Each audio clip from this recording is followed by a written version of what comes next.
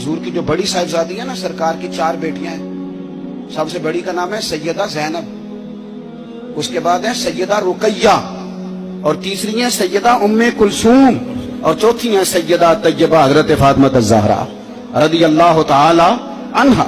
हजरत ज़ैनब आ रही थी मक्का मुकरमा से मदीना तैयबा, तो एक शख्स ने ना, काफिर ने उनको नेजा चुबोया घोड़े को, तो घोड़ा तेज भागा, सैयदा ज़ैनब गिर गई, पेट मुबारक में बच्चा था, वो बच्चा भी आपका इंतकाल कर गया। कुछ महीने आप बीमार रही और फिर आप विसाल कर गई।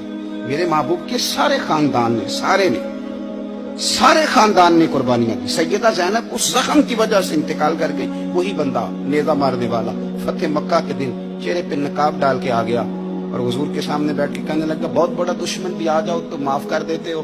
तो हुजूर ने फरमाया, तू चेहरे से कपड़ा हटा, बेटियां भूला नहीं करती, तो कलमा पढ़, मैं तुझे भी माफ करने को तैयार। ये सारे रंग सहाबा ने देखे, सारे। और जिस दिन हुजूर बदर को जा रहे थे ना, मैं फोन कर देता हूं, मैं नहीं आ सकता, मेरे घर में फलाना बीमार है। हजरत रुकैया बीमार थी।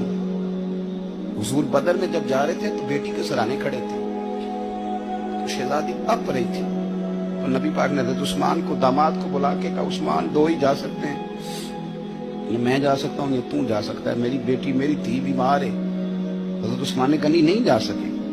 बदर में हुजूर जिहाद के लिए गए थे और अपनी बेटी का जनाजा नहीं पढ़ सके। हजरत रुकैया को हजरत उस्मान कहते, मैं दफन करके आ रहा था जब नबी पाक सल्लल्लाहु अलैहि वसल्लम बदर से। ये सारे रंग सहाबा ने देखे, ये सारा अंदाज देखा।